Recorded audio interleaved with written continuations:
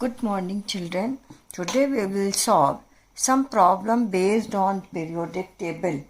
Now, according to the first question, the element with atomic number 119. What would be the IUPAC name and symbol of this element? Also predict the electronic configuration, group number and period of this element. For this, first we write the electronic configuration. This atomic number 119. So we write the name is UN, E-double-N for 9, then IUM. So its name will be unanium. Now we write the electronic configuration for this element. Its number is 119. Actually this belongs, the last electronic configuration is 8s1. When you write the electronic configuration 8s1.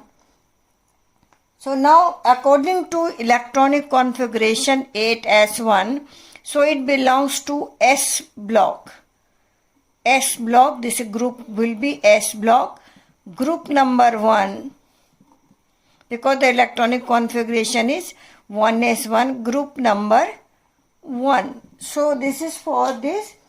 So electronic configuration, group number and period number. And this will give you the period number.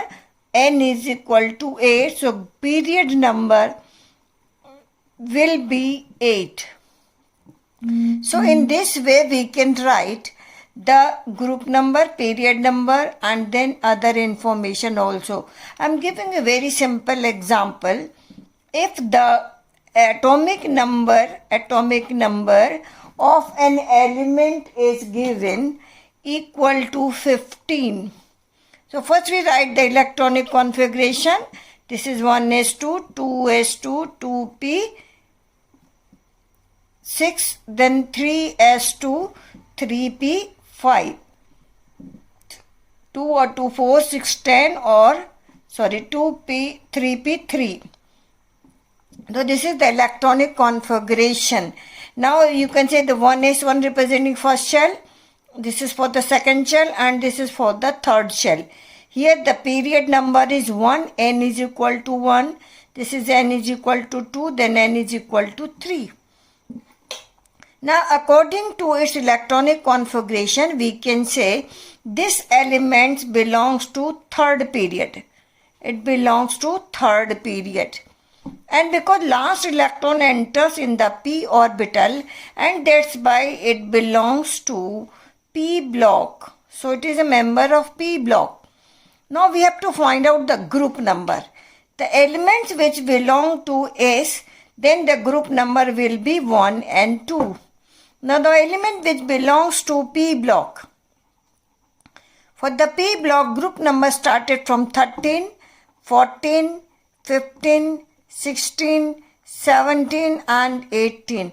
In between there is the D block. D block started from 3, 4, 5, 6, group number 3, 4, 5, 6, 7, 8, 9, 10, 11 and 12. Now this electronic configuration according to the number of electron present in the outermost shell we can find out. For the S block we write according to the number of electron present in the S orbital. For P block we have to add these 10 groups. That means S plus 10 for D block, 10 element for the D block, and then we will write for the P block. So we write the electronic configuration and afterward we can represent in which group, which period the element is present. Now see the second example. Write the electronic configuration of the elements given below and also predict their period, group and block. The first is atomic A element, atomic number 16. Now we can write the electronic configuration 1s2, 2s2, 2p6, 3 3s2 and 3p4. So for the period number, the period number is 3. Here n is equal to 3. So the period will be 3. Now we have to decide the group. Group number means 2 groups we can decide the group number from here. So we can write 2 for S, then 10 for D, and then 4 for the p orbital. So the group number will be 16. So for the element having atomic number 16, we will place in the third period and then in the 16th group. So we can write in which group and period the element will be present. Now the second is given atomic number 37. The element E is given atomic number 37. Now for 37 we will write the electronic configuration 1s2, 2s2, 2p6, the 10 electron, then 3s2, 3p6, 18, then 4s2, and then 3d10. And then we will write this is 4p5. Now you can count here up to here the 10, then 18, 20, and then 30 and 35. So the 35, and then we will have 36, and then 37 is 5s1. Now the element with the atomic number 37 will belongs to the fifth period. Now the fourth shell is completely filled, so it will belongs to the fifth period. And then it is S block. Period will be fifth period and the block will be S block element. It is a S block element and with the atomic number 37. So we can write its position. So we can write this is because last electron enters in the S orbital, so it will belongs to the S block. So in the similar way we can write for the element with the atomic number 30. Now the third element is given G and its atomic number is given 30. Again we will write the electronic configuration for this element. Then we will write this is 1s2, 2s2, 2p6 and up to 10 electron, with 3s2, 3p6, 18 electron, then 4s2, then we will write 3d10. This is the 30 atomic number 30. Now here the last electron enters in the 3d orbital, but we have started the fourth orbit. So here the period will be 4 because last electron enters in the d orbital, so it will be a d block element. D block element. And then we will write the group number. So for group number 2 for S block and 10 for the D block, so group number will be 12. So this is the group number for this element. So in this way we can decide in which group and period the element will be placed. And in the next question, the elements A, B, C and C, D and E have the following electronic configuration. Electronic configuration for these elements are given.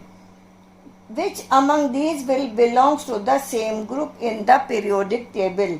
Now in the A element the last electron is 2p1 and in the B the last electron is 3p1, the C the last electron 3p3, the D element last electron 3p5 and then E for 4s2. So element A and B having the similar electronic configuration, therefore they belong to the same group in the periodic table because their electronic configuration for the A element is 2p1 and for the B element, A element is this, for B element is 3p1. So the similar electronic There is a similar electronic configuration for both the element.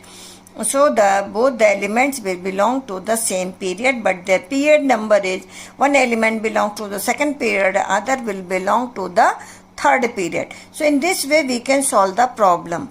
Now in the next problem, predict the position of the element in the periodic table satisfying the electronic configuration n minus 1 d1 ns2 for n is equal to 4.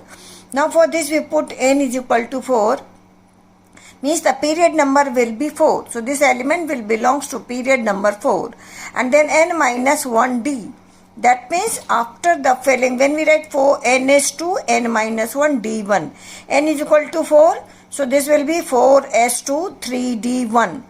So this element will belongs to the third group. So this is the member of the third group, and it will be placed in the fourth period. So it will be present in the fourth period and third group. So in this way, this element is scandium actually, and its atomic number will be 21. So this is the atomic number for this element. Then we can predict the position of this element in the periodic table. Now this is the condition, this is the question which can be solved on the basis of the electronic configuration. So in this way we can solve the problems. Now we will study periodic trends in physical properties. Most of the properties of the element, such as atomic size, ionization enthalpy, electron gain enthalpy, and electronegativity, are directly related to the electronic configuration of the atoms. These properties undergo periodic variation with the change in the atomic number within a period or a group. These properties directly, indirectly control the physical properties such as melting point, boiling point, density, etc. Now let us start the first property, which is called as atomic radius. The atomic size is very important property of the atom because it is related to too many other chemical and physical properties.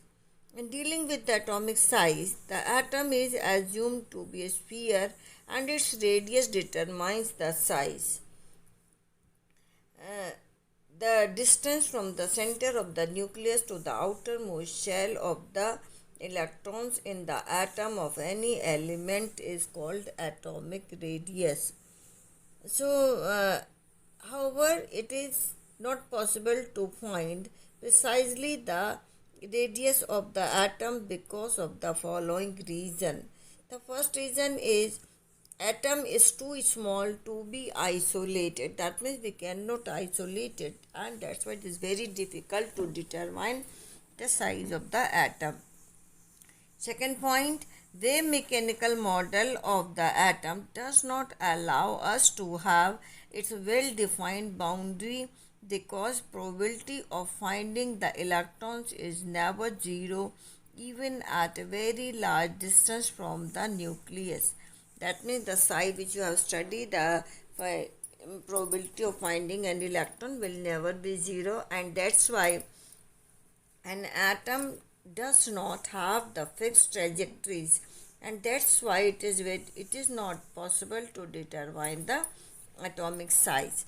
Now the third point, the probability distribution of an atom is affected by the other atoms present in its neighborhood. That means the distribution of electronic charge also affected by the atoms which are nearby that atom. The fourth point is the size of an atom also changes from one bonding state to another. So it depends upon the different types of bonds formed in a molecule that also affect the size of the atom. Due to the above mentioned factors, size of atom varies from one kind of environment to another. It is for this reason that atomic size is expressed in terms of different types of radii. Some of these are being discussed below. So in the next video we will study about the different types of radii, like as a covalent radii, the van der Waals radii, the ionic and metallic radii, etc.